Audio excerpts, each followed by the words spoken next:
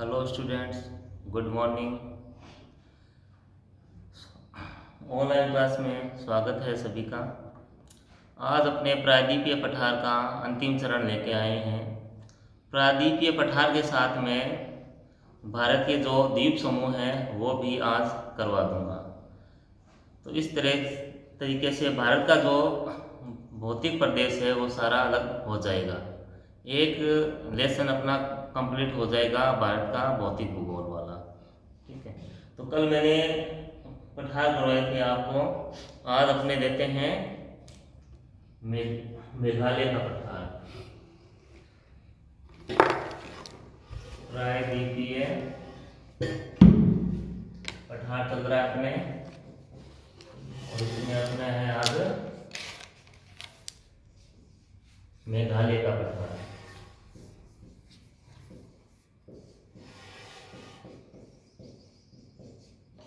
मेघालय का पठार। अब देखो, जब मैंने आपको हिमालय पर्वत करा रहा था तब मैंने आपको बताया था जो मेघालय का जो पठार है वो हिमालय का भाग ना होकर प्रायद्वीपीय पठार का भाग है। ये मैंने उस समय कहा था आपको, और ये देखो प्रायद्वीपीय पठार का ही भाग है ये, है ना। अब ये देखो, ये पठार क्या है, एक तो प्रायद्वीपीय पठार से बाहर स्थित है, ये बाहरी भाग है प्रायद्वीपीय पठार से। ठीक है, बाहरी भाग है। अब बाहरी भाग कैसे, इसमें बाहर कैसे हो गया ये प्रायद्वीपीय पठार से? इसमें क्या एक दरार आ गई, एक गैप आ गया। ठीक है, जिसको मालदा गैप कहते हैं, मालदा गैप कहते हैं जिसे। ठीक है, इसके कारण से मेघालय का जो पठार है वो प्रायद्वीपीय पठार से अलग हो गया। ठीक है, जैसे भाग इसका था ये छोटा नागपुर का पठार, छोटा नागपुर का पठार, ये इसका भाग था, और छोटा नागपुर का पठार है वो प्रायद्वीपीय पठार का भाग है। ये इनका क्रम था, मगर ये अलग हो गया, इनके बीच में आ गया मालदा गैप। ये मालदा गैप ये कहाँ है? पश्चिमी बंगाल में। ये जो गैप है, अंतराल है, पश्चिमी बंगाल में है ये, जो इसको अलग करता है। ठीक है, प्रायद्वीपीय पठार से। अब उसके बाद देखो, यहाँ का सर्वोच्च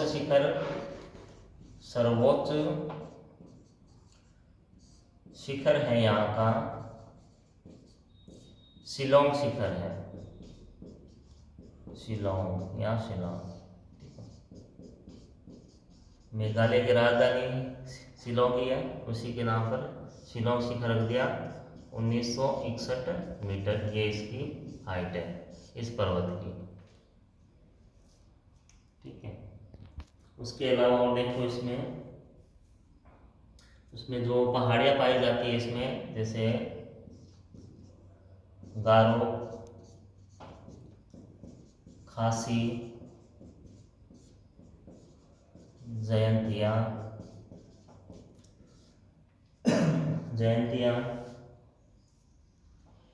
मिकिर,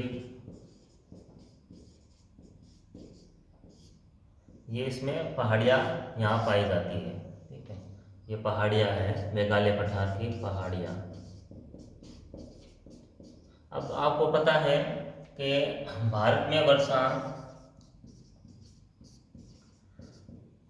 में क्या, ये तो विश्व का है कि विश्व में सबसे अधिक वर्षा वाला स्थान,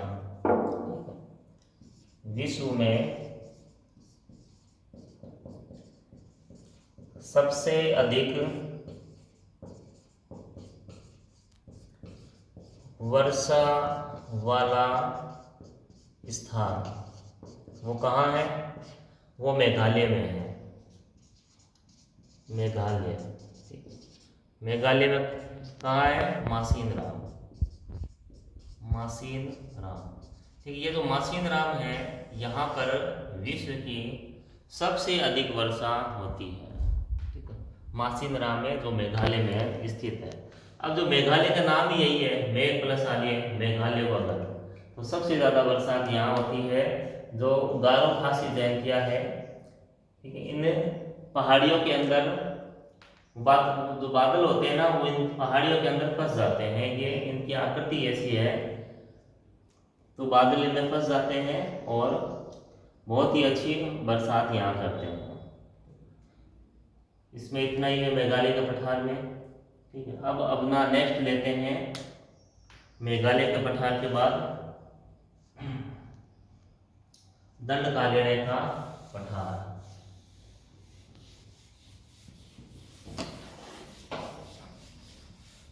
अब जो दंडकारण्य पठार है, ये देखो,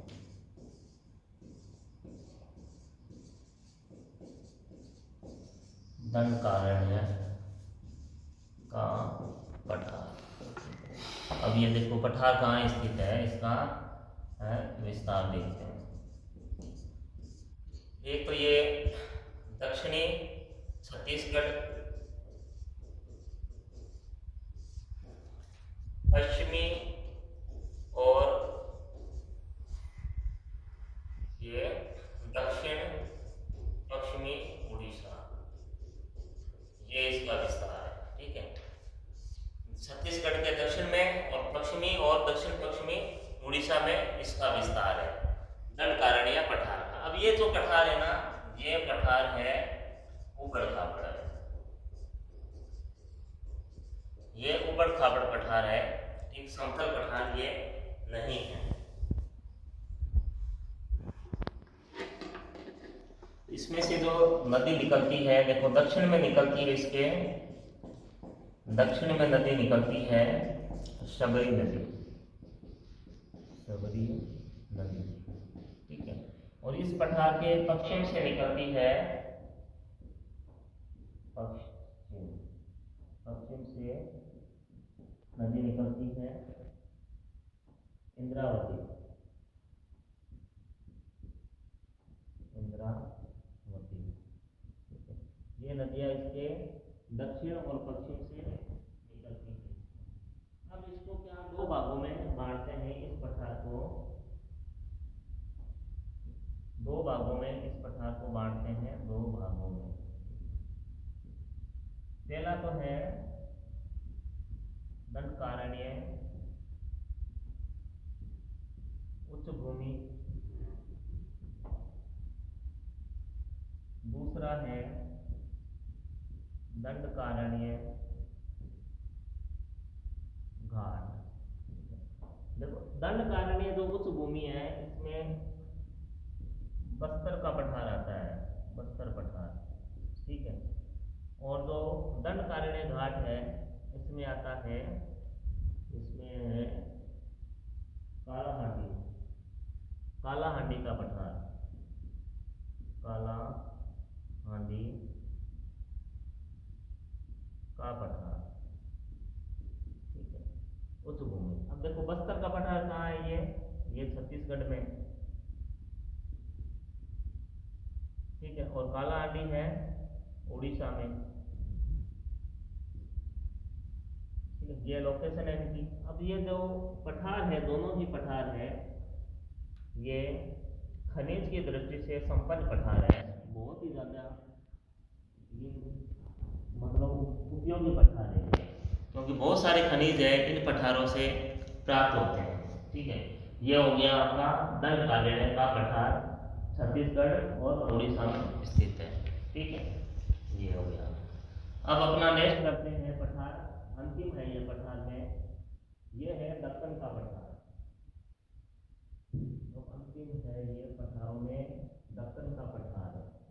जो दक्कन का जो पठार है वो ही वास्तविक पठार है, वो कि 5 लाख वर्ग किलोमीटर में फैला हुआ है। दक्कन का पठार, दक्कन का पठार। देखो दक्कन के पठार में क्या है, इसमें यहाँ क्या है, ज्वालामुखी क्रियाएं हुई है। ये जो बना है ज्वालामुखी क्रिया द्वारा बना है, ज्वालामुखी से जो लावा निकलता है उससे इसका निर्माण हुआ है। ठीक है। अब देखो ज्वालामुखी जो होता है एक तो विस्फोट के साथ फटता है, और एक क्या होता है ज्वालामुखी, शांत ज्वालामुखी होता है।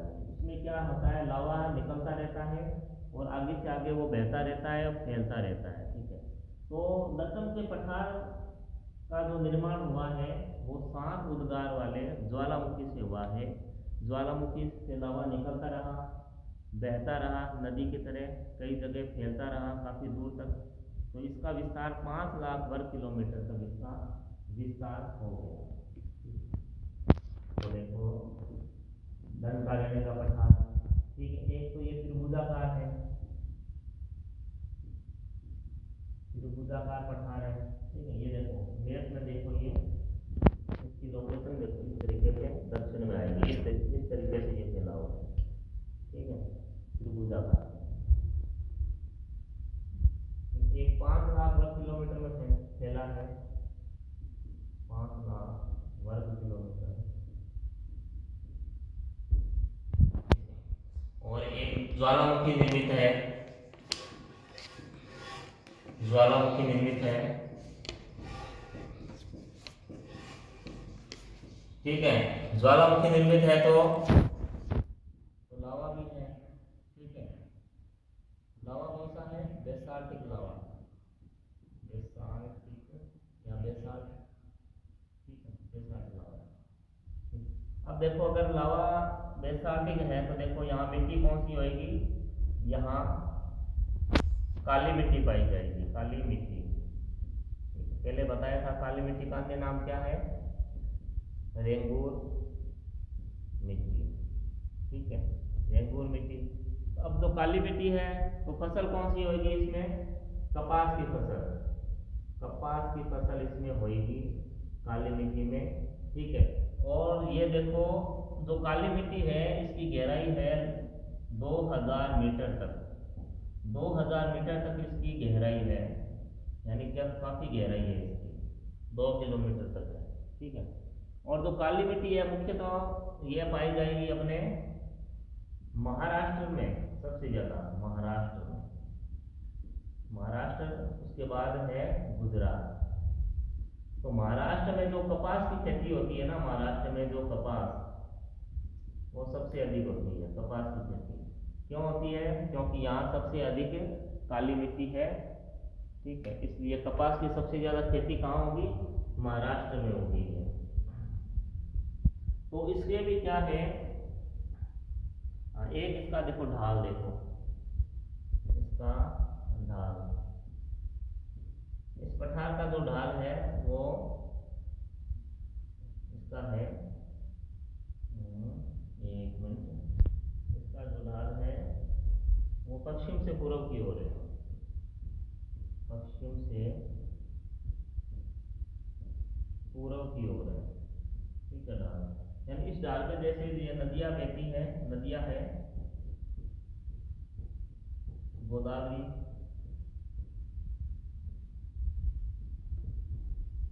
कृष्णा, कावेरी, ये नदियां निकलती है। ठीक है, ये नदियां देखो ये पश्चिम से निकलेगी, उद्गार इधर से होता है, पूर्व में कहाँ जाती है, ये बंगाल की खाड़ी में जाती है। तो ढाल उस तरफ है ना, बंगाल की खाड़ी की तरफ, बंगाल की खाड़ी, वहाँ ये अपना जल गिराती है बंगाल की खाड़ी में, गोदावरी, कृष्णा और कावेरी नदी। ठीक है, अब जैसे आपको बताया था भारत की सबसे लंबी नदी गंगा नदी है, और दक्षिण भारत की सबसे लंबी नदी, लंबी नदी है वो है गोदावरी नदी। ठीक है, यह दक्षिण भारत की सबसे लंबी नदी है। ठीक है, ओवरऑल इंडिया, पूरे इंडिया की है गंगा नदी है जो कि सबसे लंबी नदी है। ठीक है, अब इस पठार को क्या करते हैं, इसे भी 2 भागों में बांटते हैं। दक्कन के पठार को 2 भागों में बांटा जाता है। पहला है तेलंगाना का पठार, दूसरा है कर्नाटक का पठार।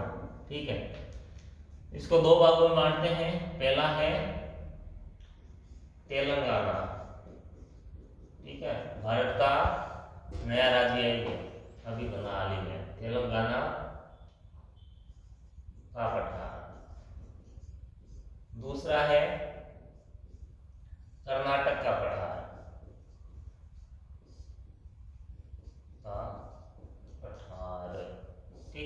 ये दो पठार है सर। देखिए तेलंगाना का पठार, ठीक है। अब ये जो तेलंगाना का पठार है, गोदावरी नदी इसे दो भागों में बांटती है। गोदावरी नदी दो भागों में इसे बांटती है। जो उत्तरी भाग है, उत्तरी भाग वनों से आच्छादित है, वनाच्छादित है, ठीक है, और पथरीला है।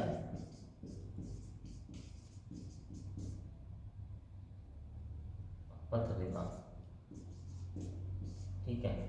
उसके बाद जो दक्षिणी भाग है,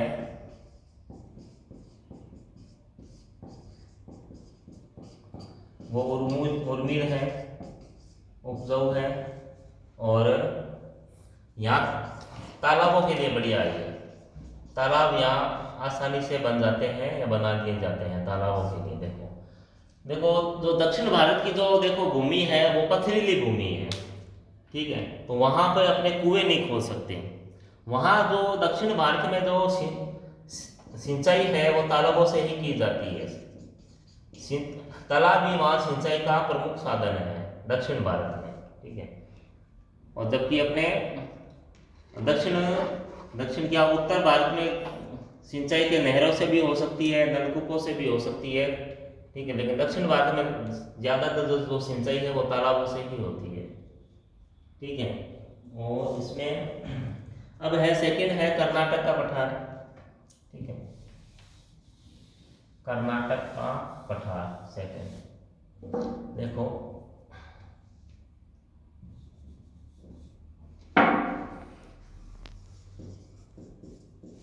कर्नाटक, कर्नाटक का जो पठार है देखो 600 मीटर की समोच्च रेखा, ठीक है, कंट्रोल लाइन, समोच्च रेखा, इसे दो भागों में बांटती है।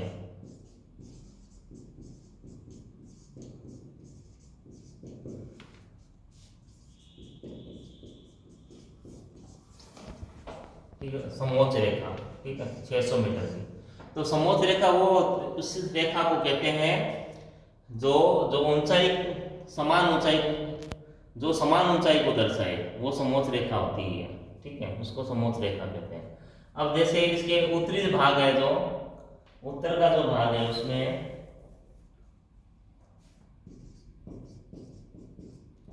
उत्तरी भाग में कृष्णा नदी और तुंगभद्रा नदी है वो प्रवाहित होती है, ठीक है। और तो देखो उत्तरी भाग में तो 600 मीटर की है समोच्च रेखा, दो भागों में बांटती है। उत्तरी भाग में तो कृष्णा और तुंगभद्रा नदी प्रवाहित होती है। और जो दक्षिण का जो भाग है उसमें क्या है, मैसूर का पठार है, मैसूर का पठार है, ठीक है, मैसूर का वहाँ पठार है, ठीक है। तो दो भाग हो गए इसके। और जो मैसूर के पठार में है, देखो मैसूर का पठार, तो यहां से कावेरी नदी निकलती है, कावेरी नदी मैसूर के पठार से निकलती है, ठीक है। और यहाँ एक और मुख्य चीज है, बाबा बुदन की पहाड़ियां, बाबा बुदन की पहाड़ियां। अब ये पहाड़ियां क्या बहुत ही ज्यादा महत्वपूर्ण है, क्योंकि यहाँ लोअर आइस प्राप्त होता है, यहाँ से लोअर आइस, यहाँ से बाबा बुदन की पहाड़ियों से प्राप्त होता है, ठीक है। यह कर्नाटक का पठार भी हो गया, ठीक है, जो कि दक्कन का पठार का दो भाग थे, एक भाग था तेलंगाना का पठार, दूसरा था कर्नाटक का पठार। इस तरीके से अपने पठार कंप्लीट हो गए हैं। पहाड़ियाँ करवा दी थी आपको प्रायद्वीपीय भारत की, ये पठार भी कंप्लीट हो गए। अब अपने अंतिम पड़ाव पे चलते हैं भारत के भौतिक प्रदेश के। अब अपने लेंगे द्वीप समूह। ठीक है, भारत में देखो द्वीप समूह दो है, एक तो अंडमान निकोबार द्वीप समूह है, दूसरा है लक्षद्वीप समूह। ठीक है, ये द्वीपों के समूह है, ये दो द्वीप नहीं है। वैसे तो भारत में लगभग 1000 के करीब द्वीप है, अलग अलग छोटे मोटे बहुत सारे द्वीप है। ठीक है, लेकिन जो महत्वपूर्ण है वो ही अपने करेंगे, बाकी अपने नहीं करेंगे। ठीक है, देखो इसमें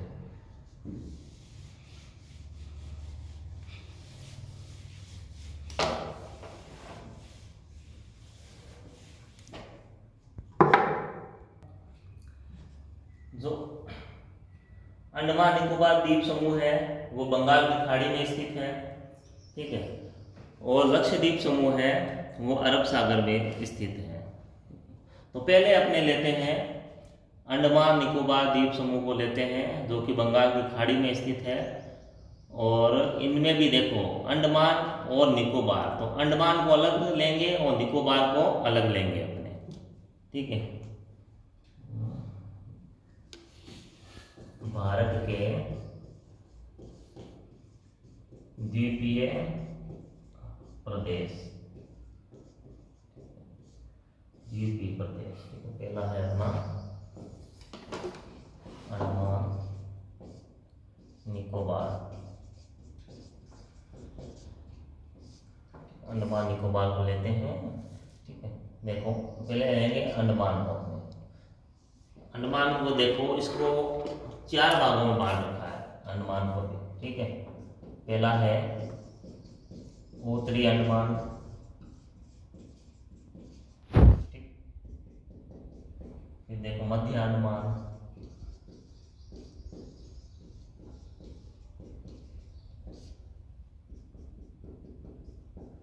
फिर है दक्षिणी, उत्तरी मध्य दक्षिणी अंडमान,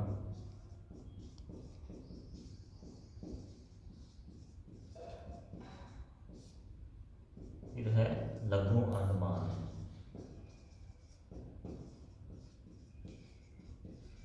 ये जो द्वीप है अंडमान और निकोबार, इन द्वीपों को जो याराकान योमा जो पर्वत है, याराकान योमा, ठीक है, ये एक पर्वत है कहाँ है, भारत का पड़ोसी देश है म्यांमार, वहाँ म्यांमार। ये इनके विस्तार माना जाता है कि जो अंडमान और निकोबार द्वीप समूह है जो कि बंगाल की खाड़ी में स्थित है, वो याराकान योमा पर्वत के विस्तार है। ठीक है, याराकान योमा पर्वत है म्यांमार में।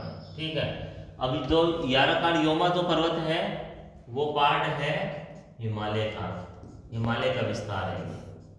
ठीक है, तो ये चीज है। तो देखो इसमें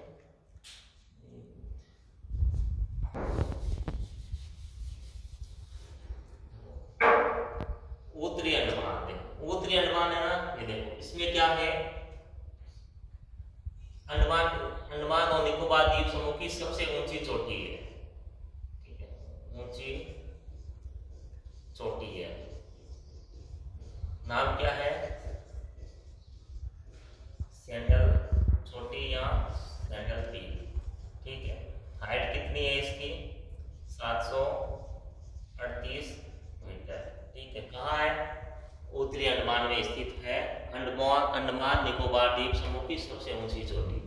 फिर आता है देखो मध्य अंडमान, यह सबसे बड़ा द्वीप है अंडमान और निकोबार का, सबसे बड़ा यानी क्षेत्रफल के अनुसार सबसे बड़ा यह द्वीप है। ठीक है, फिर है दक्षिणी अंडमान।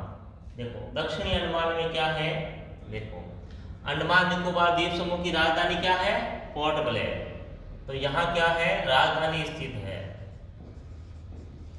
राजधानी पोर्ट ब्लेयर, ये यहाँ स्थित है। ठीक है, उत्तरी अंडमान में सबसे ऊंची चोटी सैंडल पीक, मध्य अंडमान सबसे बड़ा द्वीप है अंडमान निकोबार का। फिर दक्षिणी अंडमान में राजधानी स्थित है इसकी पोर्ट ब्लेयर। ये इस तरीके से स्क्रीनशॉट ले लो। देखो ये मैप में देखो, एक बार मैप में लिख रखा है मैंने, ठीक है। ये बंगाल की खाड़ी होगी, भारत का दक्षिणी हिस्सा हो गया, ठीक है। उत्तरी अंडमान, मध्य अंडमान, दक्षिणी अंडमान और लघु अंडमान। देखो उत्तरी अंडमान में सैंडल पीक, हाइट कितनी 738 मीटर, ठीक है। मध्य अंडमान सबसे बड़ा द्वीप है। और जो दक्षिणी अंडमान, ठीक है, ये देखो राजधानी बता रखी है पोर्ट ब्लेयर यहाँ स्थित है, ठीक है। उसके बाद देखो लघु अंडमान, ठीक है, तो इसमें अंदर देखो डंकर पास बता रखा है मैंने, ठीक है। ये क्या द्वीप है, सारे पानी में स्थित है, ठीक है। जो लघु अंडमान और दक्षिणी अंडमान को अलग करता है या विभाजित करता है वो करता है डंकन पास, ठीक है, डंकन पास। उसके बाद देखो लघु अंडमान के बाद कार निकोबार द्वीप शुरू हो जाते हैं, ठीक है। इनको अलग कौन करता है, 10 डिग्री चैनल। 10 डिग्री चैनल का मतलब 10 डिग्री अक्षांश रेखा है, जिसको उस अक्षांश रेखाओं के अनुसार इनको नाम दे रखे हैं, ठीक है। तो लघु अंडमान और कार निकोबार को अलग करता है 10 डिग्री चैनल, ठीक है। इसकी भी स्क्रीनशॉट लेना है तो आप ले सकते हो, मैप से जल्दी समझ में आ जाता है ना। एक और देखो चीज इसमें, भारत के ज्वालामुखी, सक्रिय ज्वालामुखी, भारत में जो सक्रिय ज्वालामुखी है, जो कि भारत की मुख्य भूमि पे नहीं है बल्कि अंडमान निकोबार द्वीप समूह में है, ठीक है। सक्रिय ज्वालामुखी, भारत का जो सक्रिय ज्वालामुखी है जो जिस द्वीप में है उसका नाम है बेरन द्वीप, बेरन द्वीप, ठीक है। यहाँ भारत का क्या है, सक्रिय ज्वालामुखी स्थित है जो कभी भी फट सकता है, ठीक है। एकमात्र ज्वालामुखी है भारत में सक्रिय बेरन द्वीप में। उसके बाद एक सुषुप्त ज्वालामुखी है, सुषुप्त ज्वालामुखी, देखो वो है नारकोंडम द्वीप में, नारकोंडम द्वीप यहाँ स्थित है सुषुप्त ज्वालामुखी, ठीक है।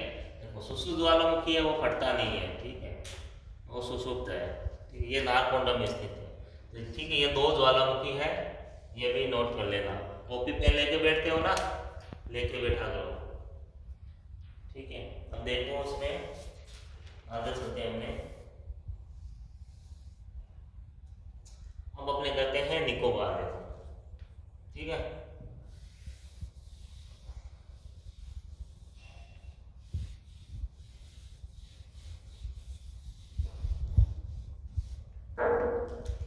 देखो निकोबार,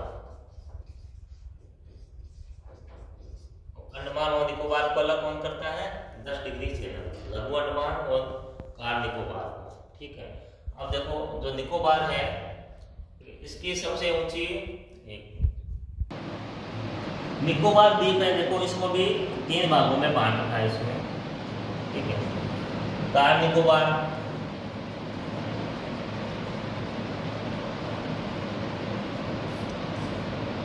सेकेंड है लघु निकोबार,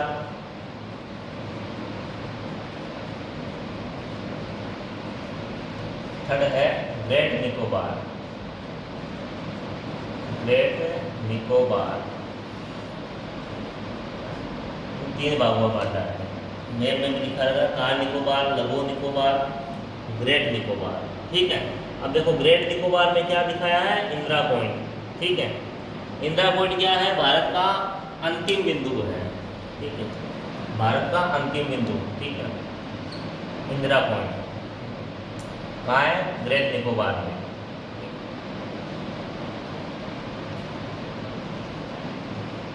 अंतिम बिंदु, ठीक है, इंदिरा पॉइंट, इंदिरा पॉइंट, ठीक है। उत्तर में क्या है, इंदिरा कोल है, दक्षिण में इंदिरा पॉइंट है, ठीक है। दूसरा, ये जो ग्रेट निकोबार है, ये निकोबार का सबसे बड़ा द्वीप है, सबसे बड़ा द्वीप है, ठीक है। किसका? निकोबार का। तो अंडमान का कौन सा था? मध्य अंडमान, ठीक। अंडमान का है मध्य अंडमान सबसे बड़ा द्वीप, और निकोबार का है ग्रेट निकोबार सबसे बड़ा द्वीप। जो इंदिरा पॉइंट है ग्रेट निकोबार में स्थित है, ठीक है। एक 2004 में एक सुनामी आई थी, 2004 में सुनामी, उसमें क्या है, इंदिरा पॉइंट है डूब गया था पानी से, ठीक है। लेकिन अभी वर्तमान में डूबा हुआ नहीं है। जैसे पानी का बहाव आया, डूब गया, फिर बहाव कम हो गया, ये वापस अपनी पूर्व स्थिति में आ गया इंदिरा पॉइंट, ठीक है। ये अंडमान और निकोबार द्वीप समूह का हो गया। अब अंतिम लेते हैं अपने लक्षद्वीप समूह। लक्षद्वीप समूह अंतिम है ये। अब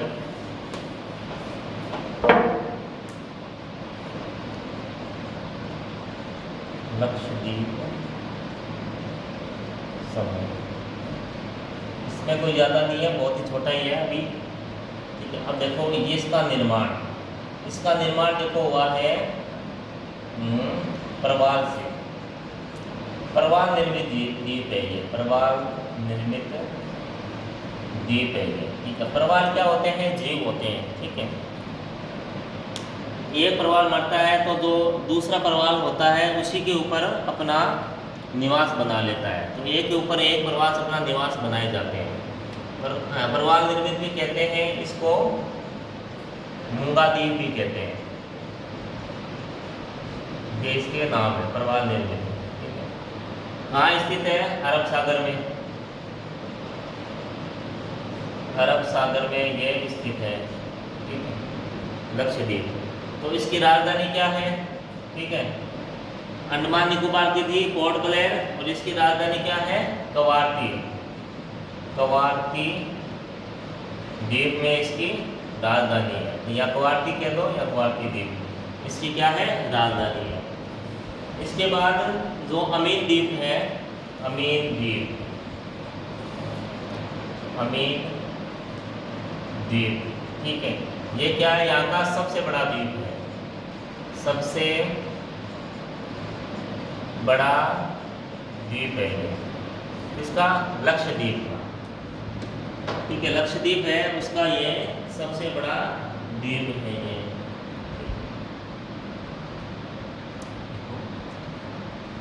एक 8 डिग्री चैनल है, 8 डिग्री चैनल, जो भारत को मालदीव से अलग करता है, मालदीव से अलग। मालदीव एक देश है, भारत का समुद्र में स्थित पड़ोसी देश है हिंद महासागर में। जो 8 डिग्री जो चैनल है उसके द्वारा भारत और मालदीव की जो सीमा बनी हुई है, ठीक है, भारत और मालदीव इसके द्वारा अलग होते हैं। इसमें इतना ही है लक्षद्वीप में। बाकी देखो कई द्वीप है, देखो इधर मैप में देखो, ये जैसे अपने ये बंगाल है ना, बंगाल के पास में अपने एक है न्यू मुरे द्वीप, न्यू मुरे द्वीप है, ठीक है। तो इस पे क्या है? इस पे झगड़ा है, एक तो भारत का, एक बांग्लादेश का। भारत और बांग्लादेश का विवादी द्वीप है ये न्यू मुरे द्वीप। बांग्लादेश कहता है इसमें मेरा अधिकार है, भारत कहता है मेरा अधिकार है, ठीक है। एक देखो इधर दो, श्रीलंका है, यहाँ पर है मन्नार की खाड़ी, ठीक है, यहाँ स्थित है मन्नार की खाड़ी।